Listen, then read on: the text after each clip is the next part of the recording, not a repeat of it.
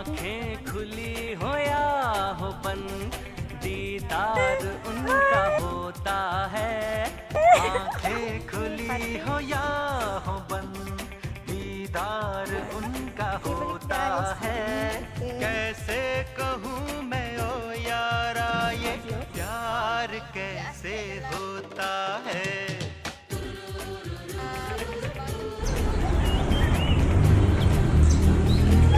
Embun datang, bunga menguntum, suria datang pecahlah lagi. Ku ucapkan Assalamualaikum untuk kamu pujaan hati.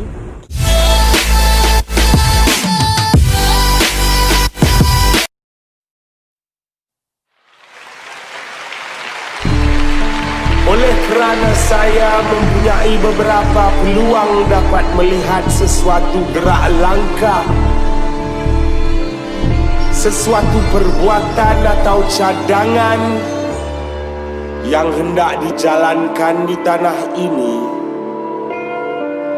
langkah-langkah dan perbuatan yang mendatangkan kebimbangan kepada diri saya sendiri.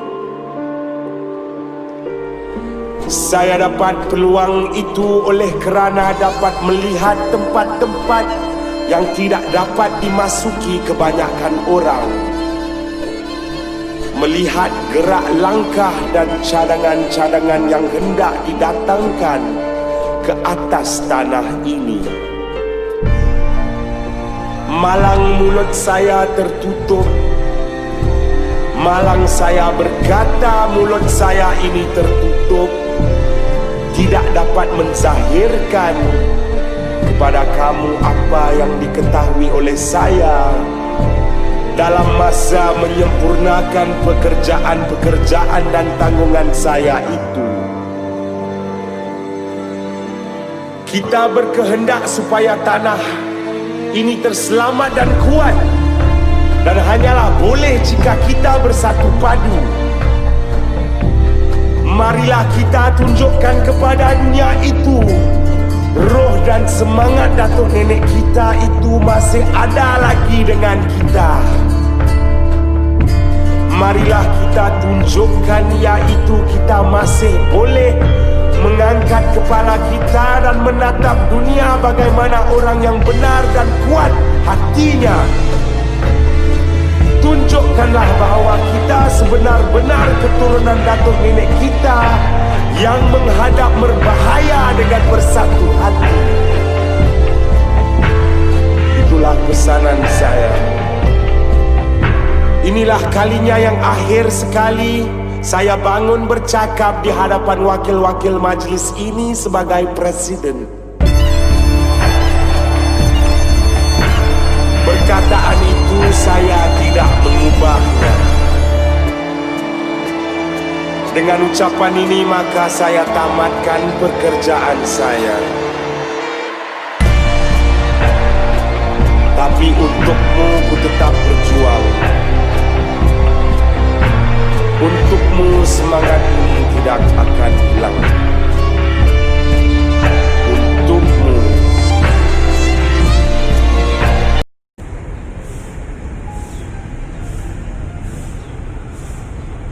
Assalamualaikum warahmatullahi wabarakatuh. Saya Ulfa Izzati binti Muhammad Azham dari kelas D PHU Durudi. Di sini kami akan menerangkan tentang salah satu tokoh yang terkenal di Malaysia iaitu Dato' Onn Jaafar. Yang di Pertua Pertama UMNO, Allahyarham, Dato' Onn Jaafar telah dimartabatkan sebagai pengasas sebuah negara bangsa dalam kemerdekaan negara ini. Badan Perhubungan UMNO Negara Johor mahu Allahyarham Dato' Onn Jaafar dirujuk sedemikian setelah mengambil kira sumbangan menyatupadukan penduduk negara ini, termaksudlah memulakan langkah tersusun menentang Malayan Union. Sejarah perjuangan dan sumbangan besar Dato' Onn Jaafar dalam menentukan hala tuju bangsa Melayu di zaman sebelum kemerdekaan tanah Melayu patut dikenang dan diingati oleh seluruh rakyat Malaysia dan dijadikan sebagai satu pembakar semangat bangsa Melayu agar dihormati di mata dunia sebagai bangsa yang berani, setia dan bersemangat wajar dalam menuntut hak berkerajaan sendiri dan dipimpin oleh bangsa sendiri. Cogan kata hidup Melayu yang paling tepat kerana dengan cogan kata ini, orang Melayu akan memelihara maruah, semangat serta kesopanan bangsa. Kita hendaklah menjaga tanah air dan bangsa ini agar terselamat dan kuat bagi menolak keaiban yang menyebabkan kebinasaan dan terhapusnya bangsa. Datuk On Jaafar ialah pengasas dan Presiden Pertubuhan Kebangsaan Melayu Bersatu iaitu UMNO yang pertama. Beliau pernah dilantik sebagai Menteri Besar Johor pada 1 Jun 1947. Tetapi beliau telah meletakkan jawatan 3 tahun kemudian untuk menumpukan perhatiannya kepada UMNO. Sekian, terima kasih. Assalamualaikum warahmatullahi wabarakatuh. Saya Nuri Adriana binti Iraman daripada DPHU 2E. Terima kasih kepada saudari Ulfa Izzati tentang penerangan ringkas yang diberi. Di sini saya akan meneruskan dengan lebih lanjut mengenai latar belakang Datuk On Jaafar. Mari kita saksikan video ini. Zaz. Datuk On Jaafar dilahirkan pada 12 Februari 1895 dan meninggal dunia pada 19 Januari 1962.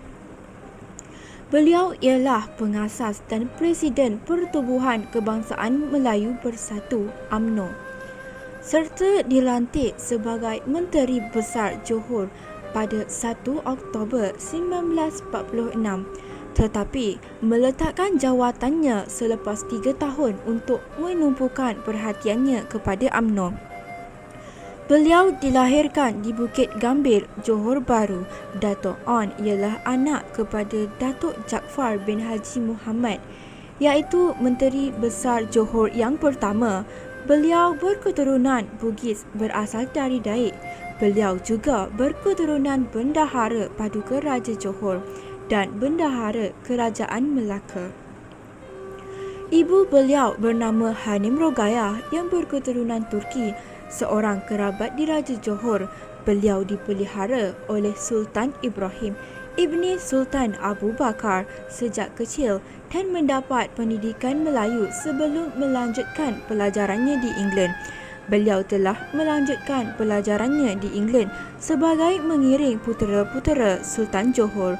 Datuk On bekerja sebagai wartawan pada tahun 1930 ketika berumur 35 tahun dan pada tahun 1934 menjadi pengarang Lembaga Malaya dan Harian Lembaga. Di samping itu, beliau juga pernah menjadi ahli Majlis Mesyuarat Kerajaan Johor. Semasa zaman pendudukan Jepun, Datuk On menjadi Ketua Pejabat Kawalan Makanan Negeri Johor. Berakhirlah sudah penerangan saya sebentar tadi. Dengan ini saya teruskan dengan penyampaian seterusnya. Sekian, terima kasih. Assalamualaikum warahmatullahi wabarakatuh. Bersama saya Intan Nazari Arisha binti Syamsul Faiza daripada kelas DPHU 2F. Nombor akaun matrik saya DPHU 2020253559. Okey, hari ini saya akan menceritakan sumbangan Datuk On bin Jaafar dalam pembentukan negara Malaysia. Datuk On bin Jaafar mempunyai 3 aspek dalam sumbangan pembentukan negara Malaysia, iaitu politik, ekonomi dan sosial. Okey, saya akan menceritakan mengenai sumbangan beliau dalam aspek politik. Okey, Datuk On bin Jaafar mempunyai pelbagai sumbangan terhadap pembentukan Malaysia, khususnya dalam aspek politik. Sumbangan pertama Datuk On bin Jaafar dalam aspek politik dan secara tidak langsung membuka mata masyarakat Melayu mengenai kepentingan bersatu untuk mencapai kemerdekaan tanah Melayu pada tahun 1946. Langkah pertama yang dilaksanakan oleh beliau ialah menubuhkan Parti Melayu, iaitu Pertubuhan Kebangsaan Melayu Bersatu, iaitu UMNO pada 11 Mei 1946. Dan beliau juga dilantik sebagai Presiden UMNO yang pertama. Melalui penubuhan UMNO, Datuk On cuba memupuk semangat perpaduan nasionalisme dan perasaan anti penjajah dalam kalangan masyarakat Melayu untuk mencapai kemerdekaan tanah Melayu. Kemenangan terakhir ini menyebabkan Dato' On semakin aktif berkempen dan memperjuangkan soal kerakyatan, hak keistimewaan orang Melayu, pendidikan ekonomi dan tanah simpanan Melayu. Okey, itu sahaja dalam aspek politik. Kemudian kita teruskan dengan aspek ekonomi. Dalam aspek ekonomi pula, penubuhan UMNO juga menekankan aspek pembangunan ekonomi masyarakat Melayu. Sumbangan dan usaha Dato' On dalam memajukan masyarakat Melayu sangat bermakna sehingga kini kerana kita dapat lihat peratusan kaum Melayu terlibat dalam aktiviti ekonomi semakin meningkat. Semasa Dato' On menjadi Presiden UMNO, beliau sentiasa membela nasib masyarakat Melayu yang mundur berbanding masyarakat lain dengan menubuhkan Lembaga Perusahaan dan Kemajuan Kampung iaitu RIDA yang kini dikenali sebagai Majlis Amanah Rakyat iaitu MARA pada pertengahan tahun 1950 di Kuala Lumpur yang dipengerusikan oleh beliau sendiri. RIDA juga memastikan masyarakat Melayu mendapat pendidikan sempurna supaya mereka dapat mengubah nasib serta masa hadapan seseorang yang akan datang. Sumbangan Dato' On Jaafar dari aspek sosial dapat dilihat melalui prinsip beliau yang utuh untuk menyatupadukan masyarakat berbilang kaum di tanah Melayu. Melalui sebuah penubuhan parti seperti IMP, Parti Kemerdekaan Melaya dan Parti Negara. Beliau cuba memupuk semangat nasionalisme dan perpaduan dalam kalangan masyarakat Melayu, Cina dan India untuk bersatu padu memperoleh kemerdekaan bersama. Dengan penubuhan IMT dapat dilihat suara ketiga kaum utama di tanah Melayu ini iaitu Melayu, India dan Cina mendapat perhatian dalam persidangan. Dato' On cuba mewujudkan sebuah parti yang adil dan masyarakat yang harmoni serta bersama-sama memperjuangkan kemerdekaan untuk satu kerakyatan, bukanlah memperjuangkan kemerdekaan mengikut kaum masing-masing sahaja. Okey, itu sahaja daripada saya. Sekian, terima kasih. Bismillahirrahmanirrahim. Assalamualaikum warahmatullahi wabarakatuh. Bersama saya Hamizah binti Atan daripada kelas di PHU 2. Semestinya pelbagai cabaran yang harus dihadapi oleh seorang pejuang.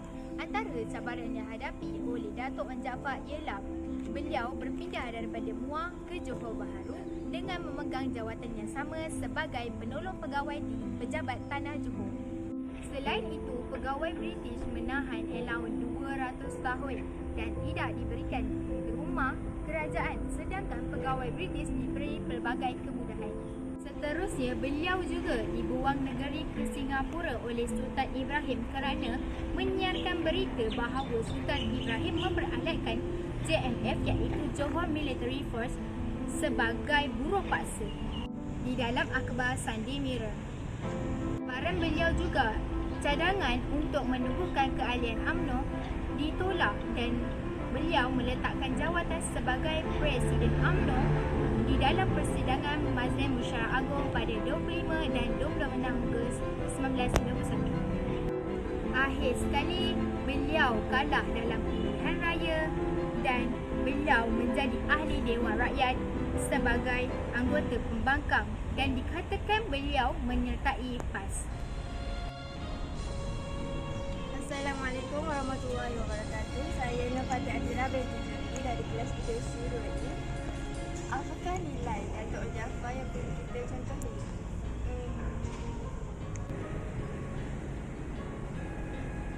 Antara nilai Dato' On Jaafar ialah kegigihan dan kepintaran, tidak ada tolak banding sewaktu beliau berada di mercu politik UMNO dan tanah air sehingga dipadai semua kalangan. Selain itu, tokoh politik yang mempunyai nilai nasionalisme dengan intelektual yang tinggi. Seterusnya, seorang pemidato dan juga pengarang dengan kebolehan bahasa yang menakjubkan. Justru itu, seorang yang tidak pernah mengalah dalam memperjuangkan sesuatu hak dan terus berusaha demi mencapai apa yang diinginkan untuk rakyat Malaysia. Di samping itu, beliau seorang yang nampak tenang tetapi beliau seorang yang tegas. Beliau juga telah membangkitkan kesedaran ke arah kemerdekaan serta memberi harapan baru kepada orang Melayu. Akhir sekali, pelbagai usaha yang dilakukan bagi menyatukan rakyat tanah Melayu. Kemampuannya harus menjadi teladan pemimpin Malaysia dalam erti sebuah negara yang bebas dan berprinsip. Sekian, terima kasih. Datuk Onn bin Jaafar diingati kerana budinya yang besar kepada orang Melayu dan peribadinya yang luhur sebagai seorang nasionalis. Dengan wataknya yang tenang tapi tegas, Datuk Onn telah membangkitkan kesedaran ke arah kemerdekaan serta memberi harapan baru kepada orang Melayu. Sumbangan Datuk Onn dalam perjuangan ke arah kemerdekaan negara pada hakikatnya tidak boleh dinafikan. Asas dan rangka kemerdekaan yang dilakar oleh Datuk Onn tetap menjadi ikon perintis jalan kepada bangsa Melayu, walaupun beliau tidak dianggap sebagai pemimpin Melayu yang memperjuangkan kemerdekaan. Walau bagaimanapun, Datuk Onn bin Jaafar lebih dikenali sebagai seorang yang berpandangan jauh yang mahu menyatukan seluruh rakyat negara ini tanpa mengira bangsa dan keturunan dalam satu ideologi politik. Bagaimanapun, sikap beliau yang anti perkauman itu kemudiannya telah meminggirkan beliau daripada pesada politik negara ini. Sikap beliau yang sentiasa tenang dan tidak terburu-buru menuntut kemerdekaan telah menyebabkan sumbangan besar tokoh ini kian dilupai. Justeru itu seharuslah kita berbangga dan bersyukur kerana kita telah dianugerahkan seorang pemimpin yang berkarisma dan berkebolehan yang tiba pada waktunya. Di saat umat Melayu perlukan seorang pemimpin yang tegas dan berkebolehan. Sekian, terima kasih.